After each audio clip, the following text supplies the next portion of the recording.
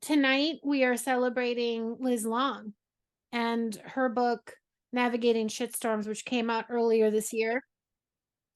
Liz had done a Monday night reading when she was in the process of working on the book. And now that it's out, we need another one. We just need another one. We need to celebrate her.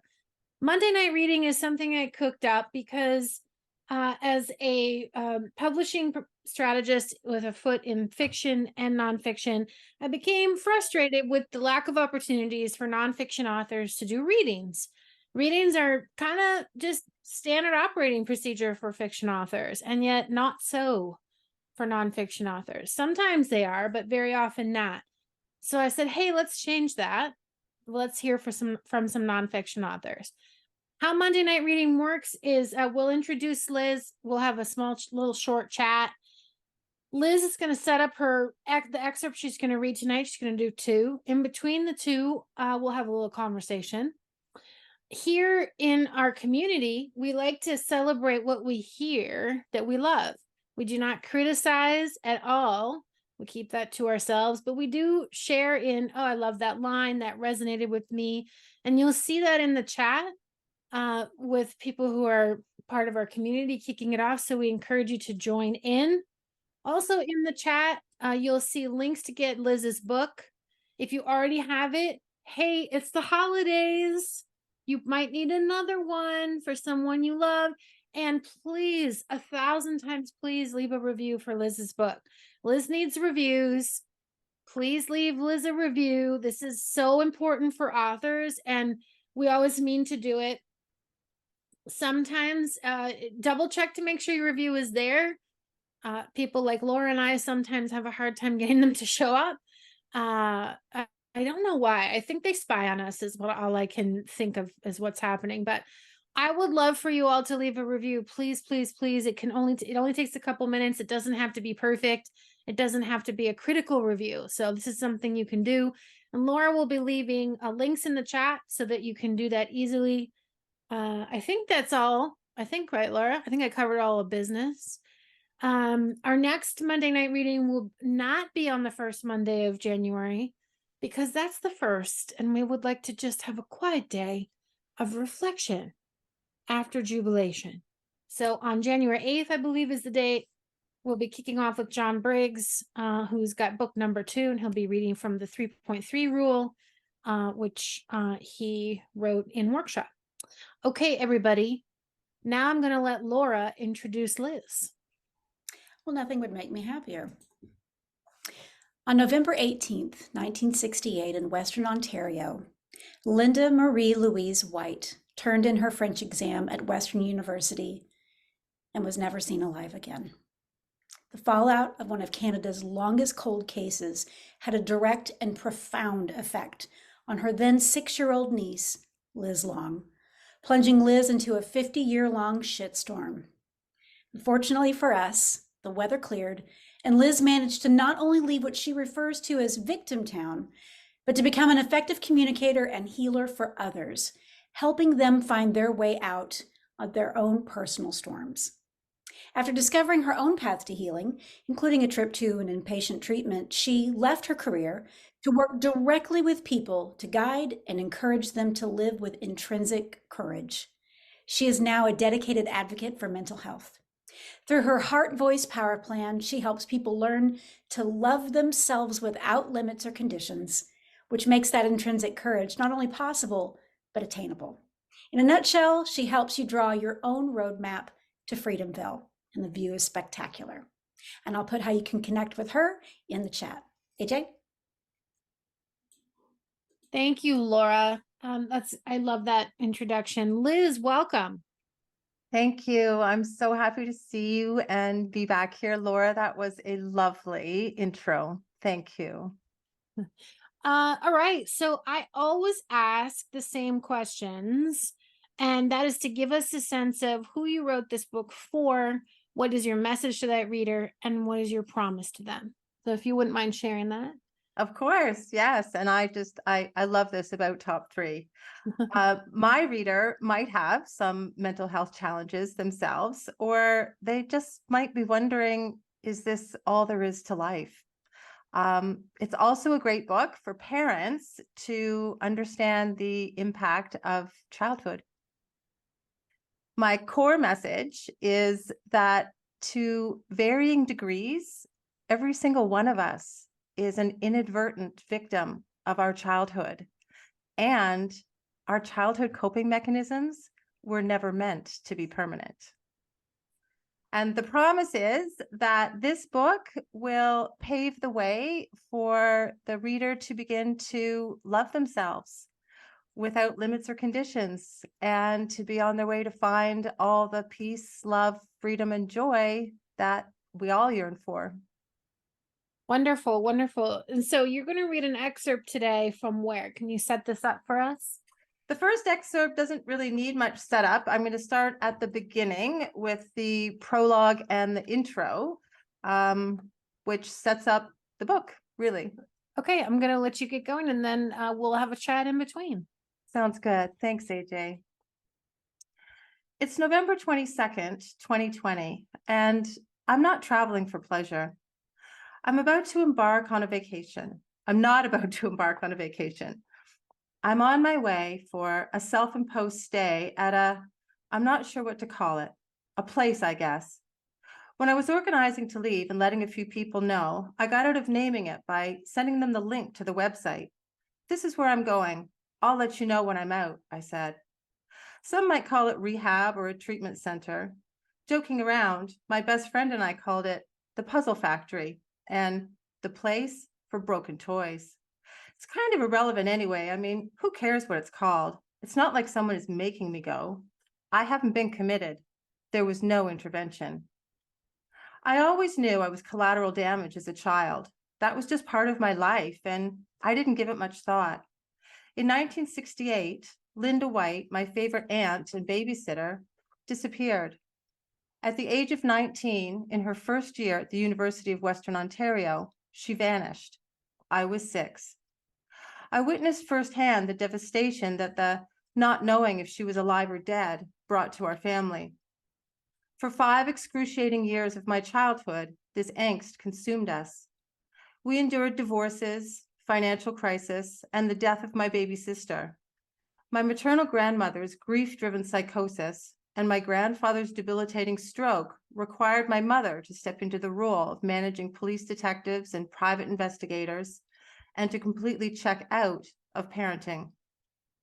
The cherry on top was when we moved in with my grandparents, and I was given Lynda's bedroom. So many people suffered, but 2 children were trapped in the frontline turmoil. I was one of those children. I wouldn't know for most of my life what that really meant. The discovery of Lynda's body in 1973 only led to more conjecture and unanswerable questions. My remaining years at home brought random evidence discoveries, regular visits from psychics with new insights, and retiring detectives stopping by to tell us they were not giving up. My coping mechanisms were not unique.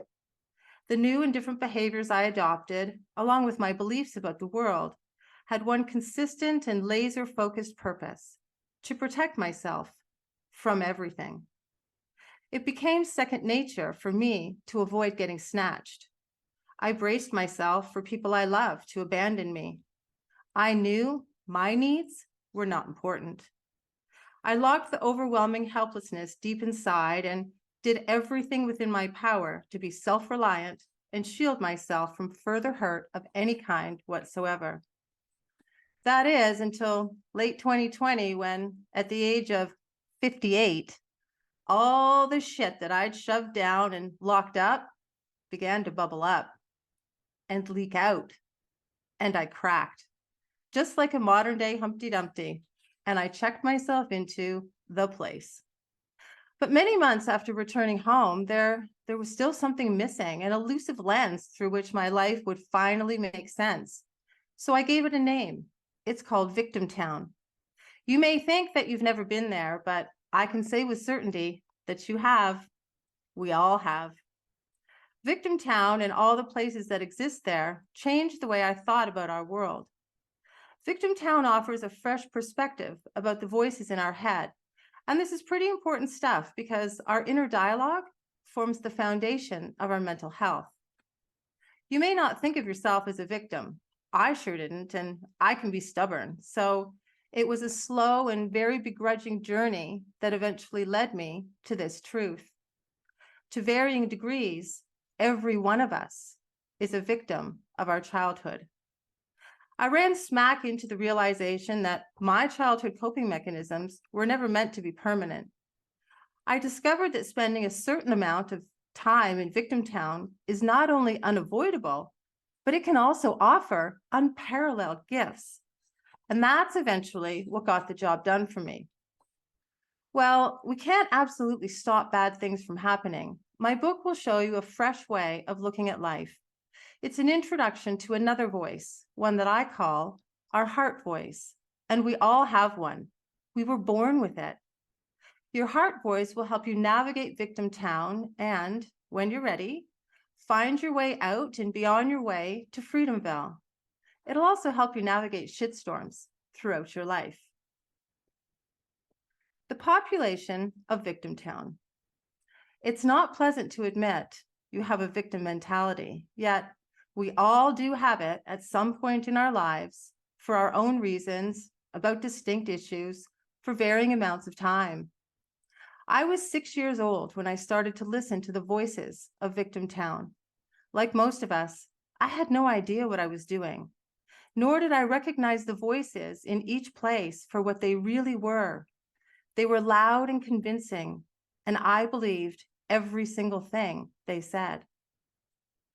Every person on earth shows up in Victimtown at one time or another. Victims of crime, yes, but all the good people who are dealt undeserving blows of any description can also be found here. Victimtown is where we go when we're not quite ready to face the pain. It's an equal opportunity place for all humans. This includes detectives and perpetrators too. That's because the people who've caused us pain are in at least as much pain themselves. It's not a bad thing to land in Victimtown. On the contrary, the places here can serve our best interests. Naming them has the power to jolt us into awareness of our futile behaviors. It's much easier to figure out our shit when we know exactly where we are. You will most certainly find one or more places familiar. The ego arena's irresistible marketing efforts lure us into Victimtown. Entertainment abounds in this massive gathering place. We're all too afraid of missing the show to leave. Voices on a loudspeaker amplify the voice in each of our own minds with a mission to dial up the drama and chaos and instill fear. The Control Factory is where my mother had a long career, my ex-husband too, and a few ex-boyfriends. Okay, almost all of them. Because I worked there myself most of my life, I didn't meet people anywhere else. The boss upholds 3 shitty beliefs as core values of this company. Shitty belief number 1, I am unlovable. This includes, I am not blank enough. Shitty belief number 2, my needs are not important. It translates into feeling unworthy. And belief number 3, the world is unsafe. I toiled tirelessly to achieve success at the Control Factory. When I couldn't cut the mustard, the maitre d' would show me to the private back room of the Guilt and Shame Cafe. He'd say, "You are completely inadequate," as he set a bottle of wine on the table for me. I deserved to be there. With my bullhorn ready in the trunk, I was a champion grudge holder for a long, long, long time. I still catch myself pulling into the resentment parking lot on occasion. It used to be fun to park there and laugh heartily at the people who did me wrong and judge them for all of their inadequacies. Although I didn't fill up at the Anger gas station often, I knew where it was. I used the fuel from time to time, and I was also along for the ride on many occasions. The owner would yell, "You don't have to stand for this. Do something." Inevitably, I'd end up floating in the sorrow swampland, listening to a soft voice singing to me that I'd never be able to move on. And I'd try not to sink at the bottom, but I wondered if I'd ever find peace there. Whenever I got tired of bouncing around from one place to the next, I'd head for the Denial Trails. Always such a vibrant and fun place, at least that's what everyone thinks. I've logged so many miles on these trails that my hiking boots are threadbare. I should also let you know that each of the places in Victimtown has its own voice. You may have heard their messages yourself. All the town voices are violent communicators. They're manipulative and coercive in a very crafty and unstoppable way. At least there's one location of reprieve in Victimtown, the Meditation Meadow. It's the only place that's quiet, and it's very special. I'm going to jump to chapter 13, the Meditation Meadow. Instead of thinking out of the box, get rid of the box, said Deepak Chopra. At the end of September, after I moved into my grandparents' house, I was the new girl at school. Still a little shaky from adjusting to Lynda's bedroom and still very much afraid of getting snatched, I was on high alert. It was before recess on my first day, and I hadn't yet met any of my fourth grade classmates when it happened. Maybe I was bored, I might have been tired or just in a daze. I don't really remember, but I do know that it never would have happened if my mouth hadn't been open while I was sitting in math class. Now, I can't imagine my mouth was completely wide open, but obviously there was more than enough space between my lips. Something flew in. I shit you not. And it was buzzing in there, banging the insides of my cheeks and the roof of my mouth. Quick, close your mouth. If anyone sees a fly come flying out of your mouth, you'll be known as the fly girl, and your life at this new school will be over forever. It took all my concentration to sit still. As the fly valiantly searched for an exit, my eyes betrayed me and got bigger and bigger as I mentally gauged whether the kid sitting in the desk next to me would be able to hear the buzzing, because in my head, it was super loud. What if it flies out your nose? Plug your nose. No, don't plug your nose. Some kid will ask what you're doing. Feeling like I was about to scream, I took a deep breath through my nose and closed my eyes. Another breath, slowly, and another. I started to calm down. And then it came to me. I knew what I had to do. It was my only option. With focus and determination, I opened my eyes, gripped the sides of my chair with both hands, and took one more deep breath as I counted to 3. And then, with pursed lips, I swallowed. I swallowed hard, but it didn't go all the way down. And now it was stuck in my throat, and it was still buzzing. Water. I need water. I thought about putting my hand up to ask if I could get a drink from the fountain in the hall, but I knew opening my mouth just yet was way too risky. So, conjuring up as much saliva as I could, I swallowed again and again. I kept swallowing until I couldn't feel that fly flying around inside me anymore.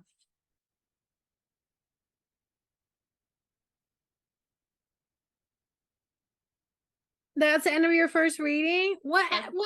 Well, you gotta keep going. That's the end of my first reading. Oh, I love that you shared so much, Liz, about Victimtown and gave us a sense of your storytelling, because I'm always telling people, you got to read that book because there's so many great stories. So I'm glad you gave us a flavor. But let's talk about Victimtown, because you have such a unique perspective on labeling what's happening when we're kind of stuck in these patterns of coping mechanisms. And can you talk a little bit about what inspired you to name all the places? Well, it came loosely from my time at the place. And I was there for 6 weeks, and we had lots of group therapy. as sometimes I would daydream looking out the window and listening to other people's stories and experiences. And I would think about the Guilt and Shame Cafe or Control Factory. And the names didn't really come to me though until it was a dream. And I honestly, I know it sounds kind of woo-woo, but I attribute it to a download, and maybe it was Lynda, I don't know. But the names, I woke up one morning and came up with names for all the different places. And what I love most about it, that honestly it was not pre-designed or planned, but the naming of the places makes it a lot less vulnerable for conversation, right? Mm-hmm. For That's what I people, love about it. yeah, for both ways, for people that are struggling to express how they're feeling or what's going on in their life, and also to ask questions to support people that we love. It's just an easier way to connect and talk about some hard shit. Yeah, and I love Lynda's comment in the chat. That's what I love about the naming of the places in Victimtown, is it makes it light. It's these are tough things to admit that you're at. The Guilt and Shame Cafe is a pretty awful place to be. Yeah. But when you call it that and you talk about the wine bottle and the maitre d' and so forth, suddenly it just doesn't seem as I mean, it still sucks, let's be real. But you can admit it and talk about it, and you realize other people are there too. And I don't know, I just feel like you gave people a language to talk about hard things and where they are without having to really even explain what's happening. You don't have to say I'm at the Control Factory and I'm been there for weeks. You can say that, but you don't have to say why. And a person who's read your book can say, oh, okay, yeah, okay. And I don't know, I just feel like you make it all very human in that respect. So Thank you. do you feel that? Do you hear from people who hear about Victimtown, and do they say things like that to you, that some of what we're sharing? I do. Yeah, it's a lot less vulnerable. And I mean, the book just came out August 1st. It takes people a little while to read the book. And this book in particular, as I'm communicating with some people around it, they need some time at significant places in the book, whatever is resonating with them, to sit and process before they can keep reading. So more than some other books, if they're relating it to themselves, as I hope the reader will do, it takes a while to read. So the reviews and those comments are just now starting to come in. Mm-hmm. Yeah. Yeah. So what did it do to help you to name it? How did it help you? It's easier to talk about, and for me, it provided a framework that made sense of my experience in my life, and how the shit that happened in my childhood, how it affected not only me, but other family members Mm-hmm. and friends as well. It's also, naming the places is also a huge eye-opening awareness thing. There's a lot of people read the book because they wanted to support me, but didn't really think the book was for them. And they was like, holy shit. Like, Mm-hmm. yeah, I'm spending some time on the denial trails, and I've been floating on a worry raft on the sorrow swampland. So it's not so much as people think having a victim mentality. The victim piece, and that's the only kind of misunderstood piece about the book, is that people think I'm writing about having a victim mentality, and I'm not. I'm writing about the fact that we are all victims of our childhood, and that is inescapable. Mm. When I came out of the place and was still working on my healing and started to do the research around childhood trauma and all of that. And I mean, and I should say it off the bat, like, I'm not a psychologist, I'm not a therapist, I don't have any medical or science credentials. I'm just a regular human. But the one thing that really stood out and surprised me was that the factor that had the most bearing as to how we fared as an adult was not the severity of what happened to us as a kid. It was how we responded to it. And every child is different, you know, some are more resilient, some, you know, some little thing could cause a child to completely lose their way and adopt the shitty beliefs. And I mean, the judgment as to how severe any kind of experience or trauma was is just that, a judgment. And that's not the most important thing. I'm glad you made that distinction. I think that's helpful. So I want to talk a little bit about vulnerability. Was it hard for you to share so many vulnerable stories? Yes, yes and no. I only have 8 childhood memories.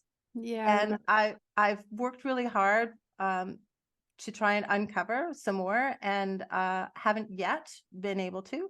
And I talked to some other family members as well, and it's surprising how many of them have blocked we call those 5 years that she was missing, the Lynda years. They've blocked the Lynda years out of their memory. And it's not only the hard stuff, but they've blocked, I'm sure, good stuff too. Mm-hmm. So my memory sharing, I'm happy to share the pieces that I remember, because that's all I have of Yeah. those years, and it puts everything in context. Yeah. So, But you also share stories that you do remember very well from your adult life and going to the place. oh yeah, there's some vulnerable stories in there. You know, the boob stories one. So, so just if you could just say a little bit about what that was like for you to share those stories and how you found the courage to do that. It was cathartic to share the stories. I know that when we own our stories, they lose their power over us. They lose the power of control, of embarrassment, of holding us back. They are what they are. I mean, we can't change what happened, but what we can do is we can reframe and rewrite the stories in a way that feels manageable for us. And I think that there's a lot of value in sharing the hard, vulnerable pieces of us. I agree. I'm so glad that you were willing to go there. My memory of you working on this book is just courage, day after day, courage, courage, courage. And of course, determination, because you were plowing, you were just determined. I am writing this, I am finishing this, I am showing up however I need to show up. There was never even a pause. Anyway, I admire that so much. You were on a mission. Well, So, thank you. And I would have to say that it happens in bits. And I was very fortunate, AJ, to have the first bit of my sharing be in a very safe environment of top 3, and to get the feedback and the reassurance to give me the confidence to keep going. And it's yeah. one thing to write it and put it out there. It's something different to be face to face with people or virtually and actually talk about it. You know, you can still hide behind your book if you want to, you know, because you're not there when the person's reading it. You don't have to see their expression. They're not going to ask you questions. So the vulnerable bits and the courage is really more so now that it actually is out there and I'm having conversations and talking to people Yeah. about it. You know, Yeah. it's really real.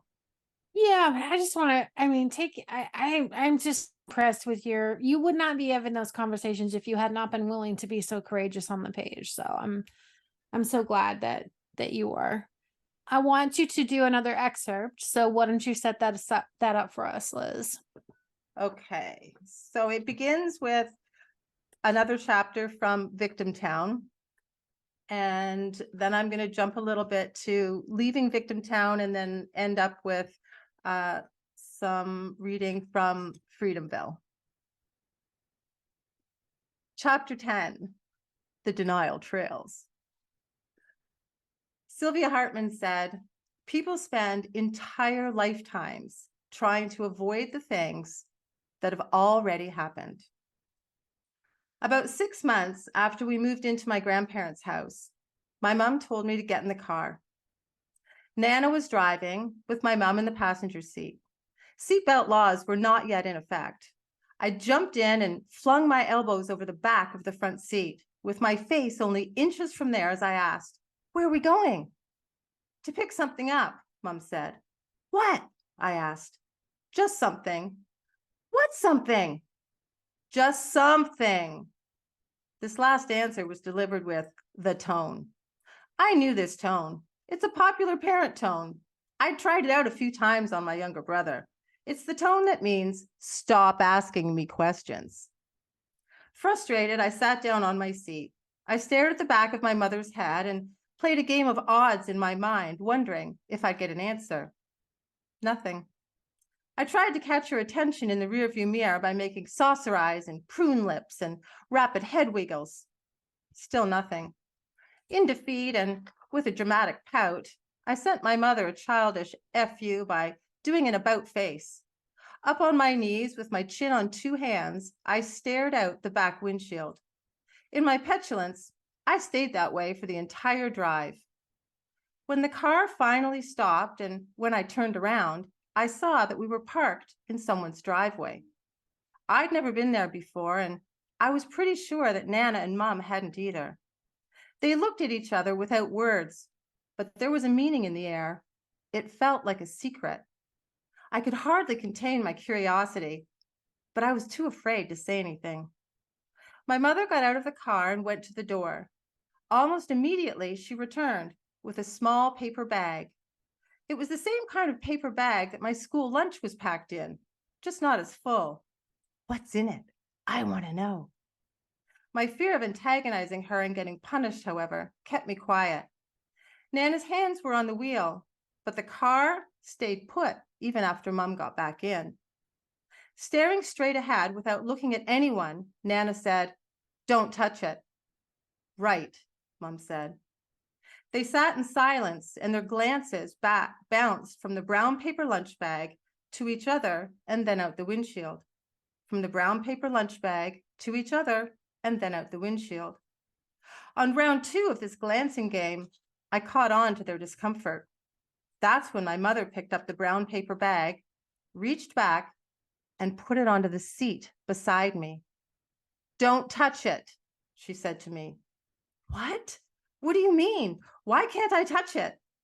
There was no way I could ask anything, and I didn't even want to know anymore because now I was terrified of that bag, and it was on the seat right beside me. What I really wanted to do was play the hot potato game. I wanted to throw that sucker right back at her, but I was way too scared to touch it. What if we go around a corner and it falls off the seat? Oh my God. What if we go around a corner and it slides over and touches me? I decided to pretend it wasn't there. I fixed my gaze out the side window, and very soon that brown paper bag no longer existed. As my anxiety lessened, my breathing returned to normal. Then, without a word, Nana put the car in reverse and backed out. I thought we were going home, and it looked that way for a few turns, but then we headed in a different direction. About a block away, I realized we were going to a place already familiar to me. Oh no, I wish I didn't come. I hate them. This nightmare will never end. We'd arrived at the police station. From toddlers to seniors, people from every walk of life have hiked the denial trails at some time or another. If we hear someone we know is in Victimtown and we can't find them, there's a good chance they're on these trails somewhere. With route maps translated into multiple languages, this trail system offers an extensive variety of hikes and activities. Hundreds of workers cover every trail from end to end with responsibilities much like that of a concierge, except here, they're called dirtbags. Preferring to overstaff, the Trails Association's #1 priority is to provide whatever experience hikers are looking for. Without exception, every hiker's needs are accommodated. The cost of labor is inconsequential. The slippery slopes are not mentioned, and there are many. Excitedly, the dirtbags welcome one and all with these reassuring words. You don't have to think about that issue anymore. Whatever it takes to ease your pain is good for you. We all show up here to avoid something.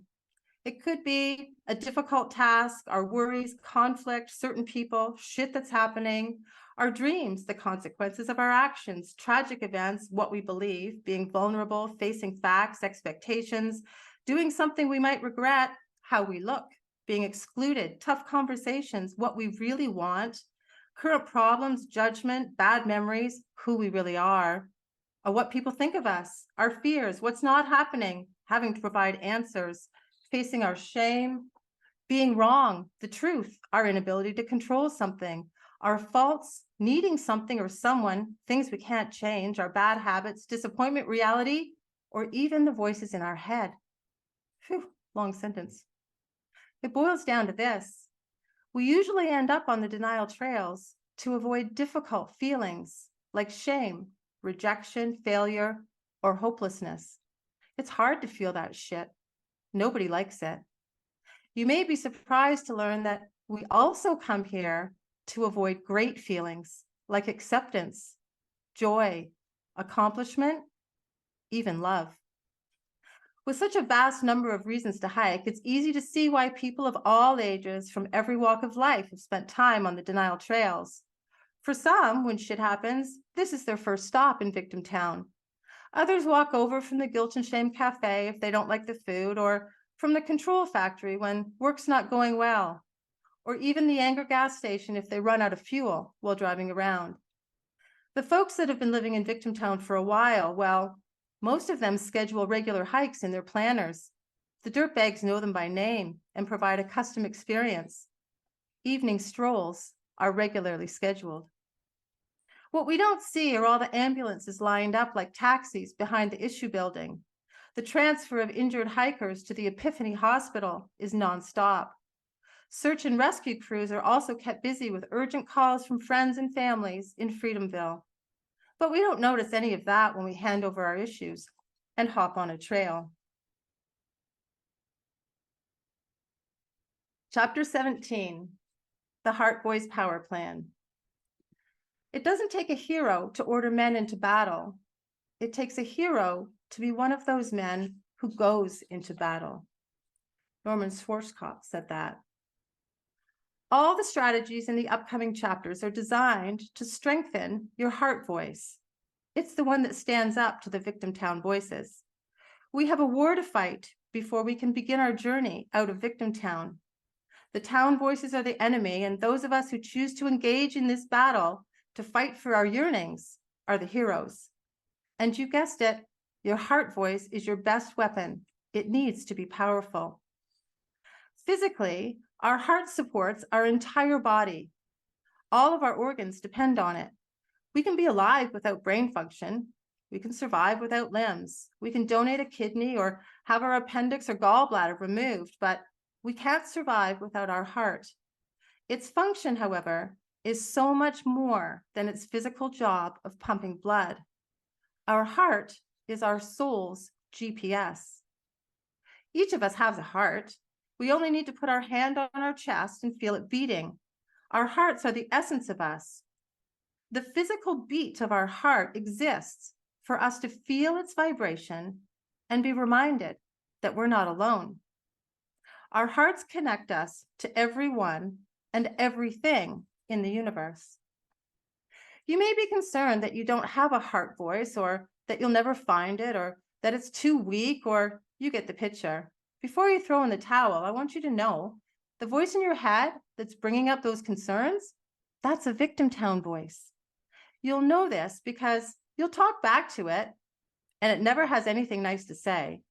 And if you continue to listen to that voice, you'll soon begin to feel really lousy. Our heart voice has all the answers, for real, all of them. This powerful voice can support us through the worst of times, even when we question our very survival. Our hearts are all knowing when it comes to what's for our highest and best good.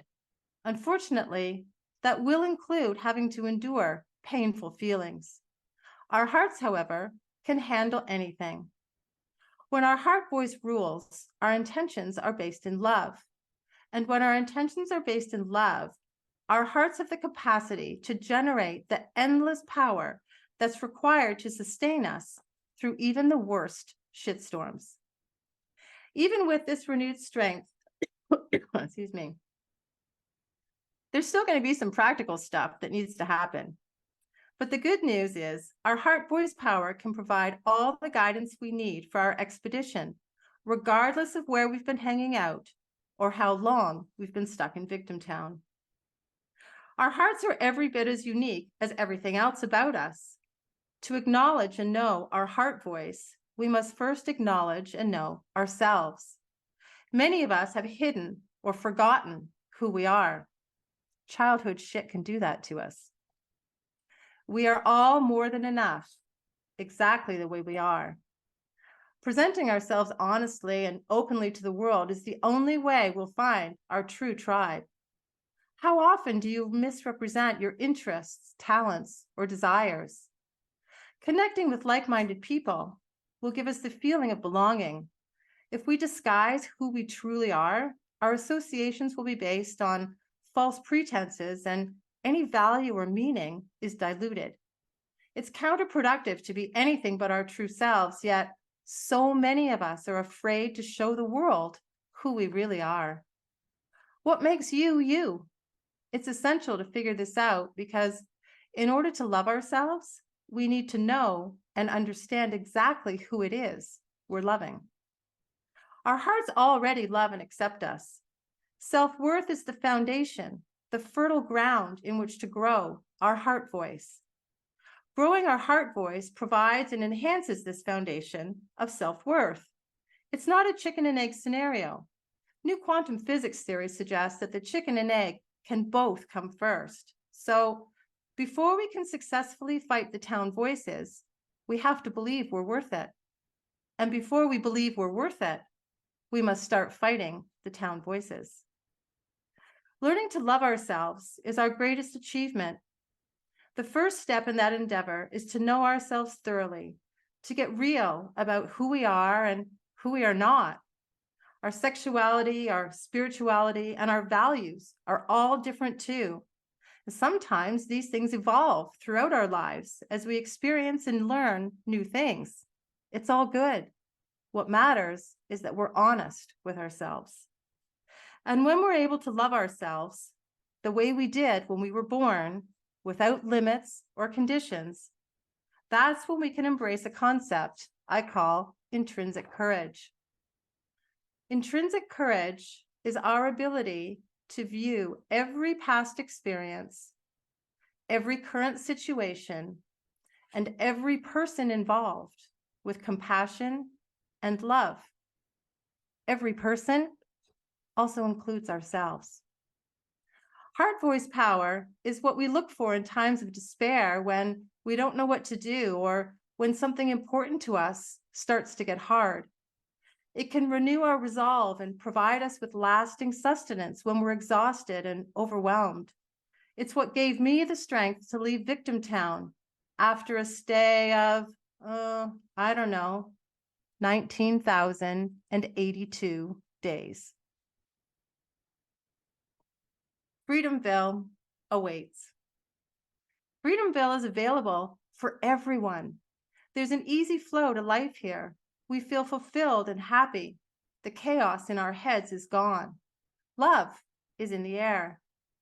Instinctively, you've always known what it takes to live in Freedomville.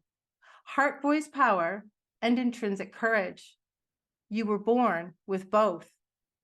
Neither is effortless or always straightforward, but they're a surefire way to find the peace, love, freedom, and joy that we all yearn for.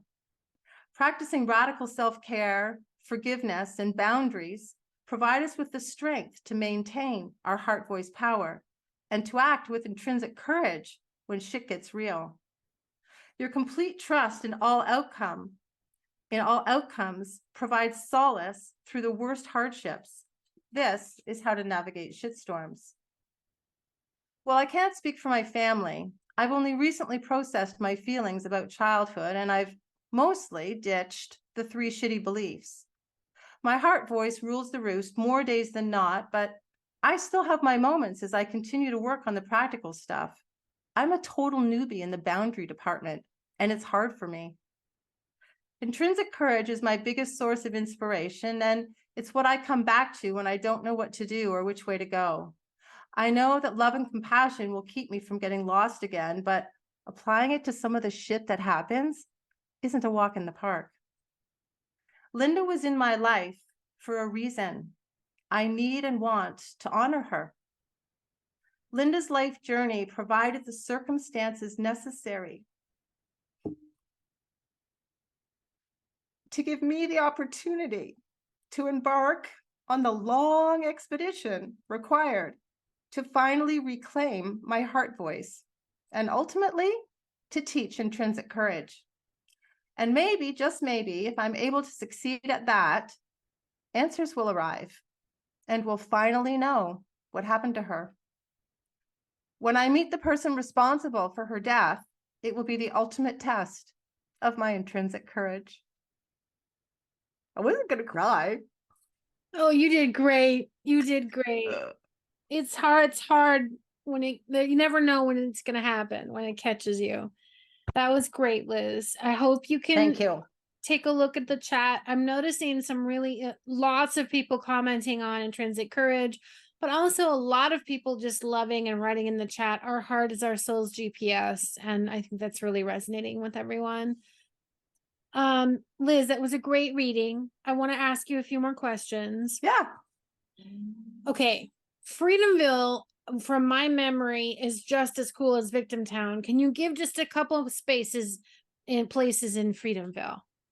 So the book doesn't describe and name all the different places in Freedomville like Victimtown does.